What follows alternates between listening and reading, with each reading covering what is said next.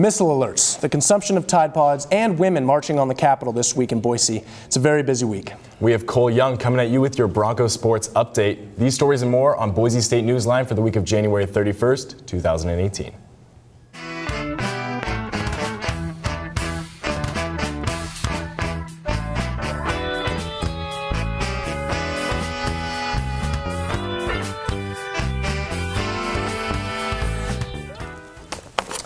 Thank you for joining us on this week's edition of Newsline. I'm Doug Mason. And I'm Ben Kaiser.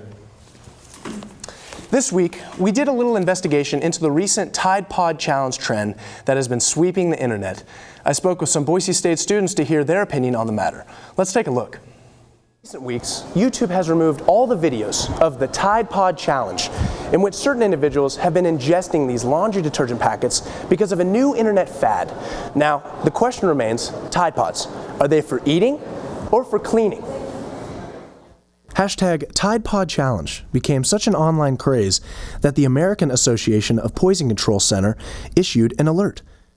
In light of the recent Tide Pod Challenge, I have with me a Boise State student by the name of Thane, who's going to add some insight on why this whole thing has really occurred. So Thane, have you or any of your friends eaten one of the Tide Pods? Probably not. Probably not. A second question to you is, why do you think this is occurring? I think it started as a joke, and then it just sort of got carried away, as they do. They sure do, Thane. Let's see what the other students think. And now we have a Boise State student, Jeremy, who's going to answer some questions about the Tide Pod. Now, Jeremy, have you heard about the Tide Pod Challenge? Yes, I have, mostly through the internet. He's heard it through the internet. Do you think it's a positive thing that YouTube has taken down the videos of the Tide Pod Challenge? I personally think yes, because it means less people eating Tide Pods and accidentally killing themselves. Have you heard about the Tide Pod Challenge? Yes, I've heard of it. How much control do you think that YouTube should have over the content that's posted? That's a tough question, obviously, because freedom of speech is important, but they're still a private company, so they are responsible for what's on there. And so I think that they should do everything they can to maximize freedom of speech, while at the same time, not encouraging children to challenge one another to kill themselves. Have you or any of your friends eaten one of the Tide Pods? I have not, and I don't know anybody who has. Why do you think it's so popular that kids are eating these Tide Pods? I don't know. I think it's just media gets a hold of something and it becomes a craze, and then everybody wants to do it. As a concerned citizen and user of the Tide Pod laundry detergent packets as a means of laundry purposes, you want to make sure that you use the appliances for what they're made for. You don't see me jumping up and down in this elevator because you know what? It might break and I may die. From University Television, I'm Doug Mason. It's one of those stories that you really can't believe that you're even reading. It really makes you wonder what's going to happen next. On January 13th, citizens and visitors of Hawaii received an alarming notification on their phones. The emergency alert read, quote, "Ballistic missiles threat inbound to Hawaii. Seek immediate shelter. This is not a drill," end quote. This startling news sent the state of Hawaii into a panic for 38 minutes. One explanation for the issue of this emergency alert could be the confusing computer interface. The Honolulu Civil Beat released a photo that reveals just how similar the emergency drill and the real alert link are on the interface. Another strange thing surrounding this mistake is why it took 38 minutes for Hawaii to learn that the emergency alert was a mistake when Governor of Hawaii, David Ige, found out within 2 minutes. According to Hawaiian officials, an alert system flaw is to blame for the delay in the announcement that the emergency alert was false. A similar occurrence happened just a few days later on Tuesday, January 17th in Japan. Japan also received a fake emergency alert stating that North Korea had launched a ballistic missile. The emergency read, quote, "NHK News Alert. North Korea likely to have launched a missile. The government J alert. Evacuate inside the building or underground," end quote. Unlike Hawaii, Japan informed their citizens within minutes that the missile alert was a false alarm. What has not been explained is the cause for Japan's false North Korean missile alert. There are many mysterious surroundings the current state of these countries in question. One of these mysteries includes the announcement of North Korea and South Korea's union at the 2018 Winter Olympics. The news was made public on Wednesday, January 18th, the day after the false emergency alert. Both North Korean and South Korean athletes, women's ice hockey and skiers alike, will be marching together under the same flag. After years of talking about the tensions between the two countries, the news of this unification for the Winter Olympics is contrary to what America has been informed. Is the news that America has been receiving about these two countries completely inaccurate? It's a little interesting how close it was between, the missiles and them being unified in the Olympics. It's all pretty interesting. We're honestly just going to have to wait and see. It's very true. All right, well, in other news, a new giraffe was added to the Boise Zoo recently. Newsline reporter Antonio Madera has the story. Thanks, guys. I'm here at the Boise Zoo, and as you can see behind me is Tafari, a 19-month-old giraffe that was brought here from Milwaukee thanks to donations from Boise residents. Liz Littman tells us that he is a real charmer, and as you can see, he is.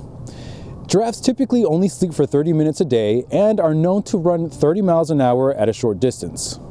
And as you can also see, he is a real treat for Boise, so come and enjoy him. That is truly a cute animal, Doug. Yeah, definitely. In other news, a few weeks ago, men and women from all over Idaho came together at the Capitol steps to continue their stand for women's rights and gender inequity. Newsline reporter Melissa Mione has the story. Let's take a look. Last week, the second rally for the Women's March took place here on Idaho's Capitol building steps in an effort nationwide to promote equality, resistance, and active voting. After she successfully organized last year's march, we talked to Capitol High School student Colette Raptosh on the movement 1 year later. This year was really, really different compared to last year because last year, it was right after the huge impact of it, and so people were really excited and really motivated.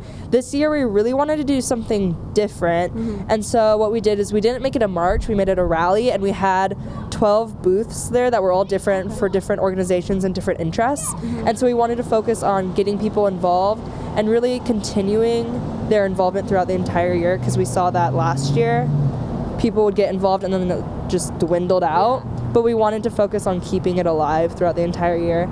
So I would say last year we had 7,000 to 10,000. It's just such a ballpark. And then this year I wanted to say we had 3,000 to 5,000 people. So yeah, so it was still really good, and I was really happy with it.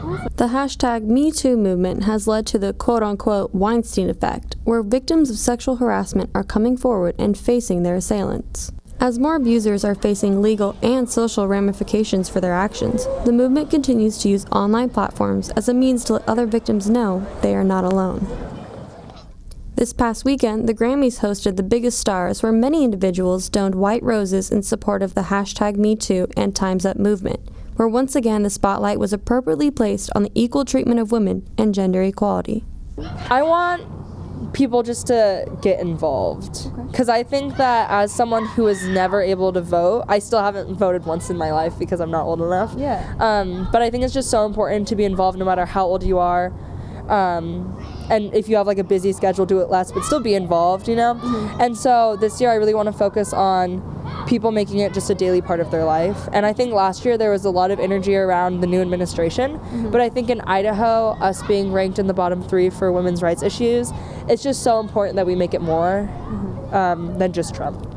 Even though the movement began as a response to the election of President Trump, Raptosh is focused now on keeping the women's movement and political involvement high here in Idaho. Although this past year has started the conversation, the fight for equality is still far from over.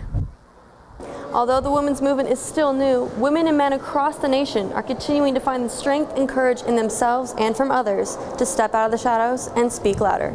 Reporting from Idaho's capital, I'm Melissa Mione, Newsline. An excellent story. Thank you, Melissa. It really is. And now joining us at the podium, we have Cole Young for your sports update. What do we got, Cole? Guys, there's a lot going on in the Bronco sports world, that's for sure. True. Boy, has it been a great last few weeks for the Boise State men's basketball team. The Broncos were able to go 3-1 in the 4 games they played, with 2 games played at home against San Jose State and Utah State, respectively, and 2 on the road against Nevada and the Air Force Academy, respectively. A 3-1 record in your last 4 games doesn't come out of nowhere, and numerous Broncos came to play. Lexus Williams contributed back-to-back 16-point games and averaged 13.75 points per game over the last 4 games. Fellow Bronco Chris Senkfelder, a native of Germany, made it rain against the San Jose State Spartans, except instead of water, it was buckets. Senkfelder scored 31 points en route to a Bronco victory. Another reason for the Broncos' success has been the emergence of Alex Hobbs. The sophomore guard has been on a tear the past few games, scoring 14 in one game and 12 in another. The other two pieces of the H trifecta at Boise State are Zach Haney and Chandler Hutchinson. Haney, the junior forward, has been a solid presence in the post, averaging 5 points per game, as well as being a force on defense, being that he is 6'11". And of course, who could forget the reigning Mountain West Player of the Year, Chandler Hutchinson. The senior guard has been, as expected, simply sensational, averaging 19.5 points per game, as well as having a knack for finding the open man, averaging 3.25 assists in the last 4 games. The Broncos will go into Saturday's contest against the running Rebels of UNLV with an 18-4 record overall and 8-2 within the Mountain West Conference. Tip-off is at 6 p.m. Mountain Time and can be seen on CBS Sports Network.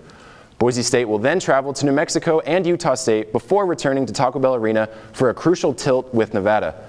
It seems as if the return of March Madness to Boise has sparked this team's fire, as they have set themselves up for potentially something special in the Treasure Valley. The NFL Super Bowl has been decided, and the Philadelphia Eagles will face the top-ranked New England Patriots this Sunday, February 4th. Among the Eagles' starting roster is a familiar face, former Boise State running back and alumni Jay Ajayi. Ajayi set the Boise State single-season rushing record for yards as well as touchdowns back in 2014. We here at Boise State wish him the best of luck in his pursuit of a Lombardi Trophy. On a separate note, all of us here at Boise State Newsline would like to extend our deepest condolences to Washington State University, as one of their students and members of the football team, Tyler Helinski, tragically took his own life on January 16th. Our thoughts are with the Helinski family and all members of the Washington State community, as well as the BSU community, as this is an issue that hits close to home for us. Cole, that's always a tough thing to hear. Thank you. Thanks, guys. Now we're going to send it over to Brad Sloan with your weekly weather report. How we doing, Brad? Doing well, Ben. So we got some exciting weather for you coming up this week. We got a lot of cloud coverage in the low to high 50s. And then not only is it raining buckets for Boise State basketball, it's raining rain. It's a lot of precipitation. You see some rain on Friday with a high of 52 and a low of 38. But don't you fret, because on Monday and Tuesday, you're going to see some sunny skies and a high of 60 degrees. I'm Brad Sloan, your weatherman, with your weather plan. Thank you, Brad. I look forward to this week of weather. Well, that about does it for this week's edition of Boise Newsline. Thanks for watching. I'm Doug Mason. And I'm Ben Kaiser. We'll see you next time.